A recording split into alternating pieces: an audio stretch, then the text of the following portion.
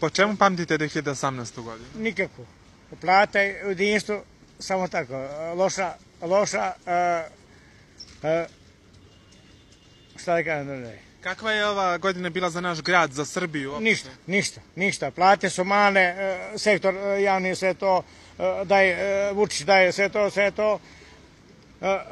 Privatno ništa, jedinstvo radi, ništa u Južcu, ništa. Znači plata je totale, znači svi odošli u Nemačku. Čemu se nadate u sledećoj, to šta priželjkujete u novoj godini? Samo da nas tere dole u firme u jedinstvo da radimo sve to, 100 više para, ništa ne. Da li će nam 2019. biti bolja? Ne, nikada neće biti bolja. Šta je to nas, šta mi treba da uradimo da bi bila bolja, uspešnija, naprednija? Da rade firme, da rade privatnice, u firmi nema Užice.